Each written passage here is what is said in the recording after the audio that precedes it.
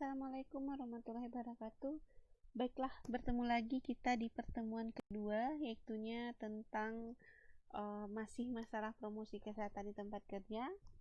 Nah, pada pertemuan kali ini kita membahas tentang program dari promosi kesehatan di tempat kerja ini apa saja. Nah, baiklah. Apa itu program dari PKDTK ini? Programnya itu merupakan suatu perubahan dari perilaku bekerja dan higien terhadap lingkungan kerja terhadap itulah yang disebut dengan perubahan dari perilaku hidup, di mana perilaku bekerja dan higien lingkungan kerja itu disebut dengan program dari PKDTK ini. Jadi program PKDTK ini membahas tentang terhadap perilaku hidup dari pekerja, perilaku bekerja dan higien lingkungan dari tempat bekerja itu. Seperti yang kita bahas di pertemuan pertama, bahwa perilaku pekerja misalnya yaitu bagaimana pola makannya, olahraganya, hidup sehat dari pekerja tersebut, bagaimana pekerja dalam menggunakan APD-nya, higien terhadap lingkungan kerjanya bagaimana, itu merupakan program dari PKDTK ini. Nah, ada siklus dari program PKDTK ini. Yang pertama yaitunya adalah metode implementasi. Nah, metode implementasi ini merupakan pilotnya dari sebuah project. Nah, kalau kita tahu pilot, berarti dia adalah yang harus kita utama. Ibaratkan pesawat, kalau tidak ada pilot, maka tidak akan berjalan. Nah, begitu juga dengan program dari Promkes ini, apabila tidak ada metode implementasi, maka tidak ada berjalan.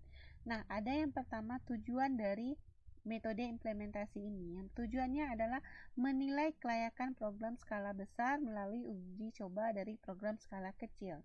Nah, apa saja hal yang perlu diperhatikan dalam metode implementasi ini adalah yang pertama kelompok sasaran. Ada lagi lokasi kerja yang terpilih serta evaluasi dari kelayakannya.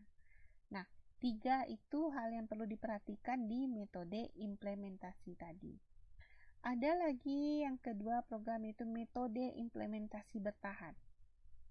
Nah, metode implementasi bertahap ini yaitunya melihat jumlah elemen programnya berapa, lokasi atau unit kerjanya bagaimana, SLNK, jumlah pekerjanya berapa.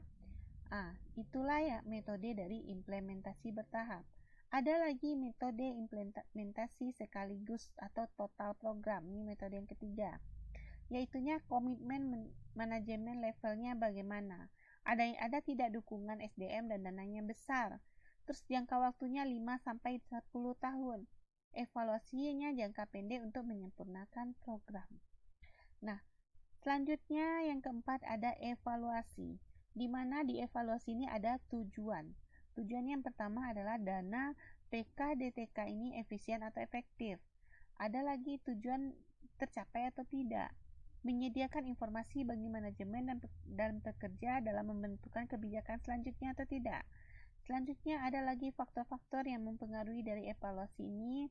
Metode evaluasi ini yang pertama adalah tujuan dari programnya bagaimana, dasar perbandingannya bagaimana, ada perubahan jangka waktu pendek, jangka waktu panjang, perubahan antar kelompok, perubahan berdasarkan standar, historikal, teoritis, absolut, atau kompromi.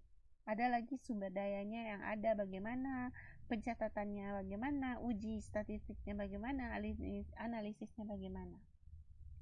Nah, yang selanjutnya ditinjau dari dari dimensi waktunya. Evaluasi ini adanya tadi dampak jangka panjang dan dampak jangka pendek. Dampak jangka panjang ini merupakan perubahan yang terjadi dalam pola berpikir, pemahaman dan perilaku, berkurangnya risiko, meningkatnya kapasitas kerja dan status kesehatan.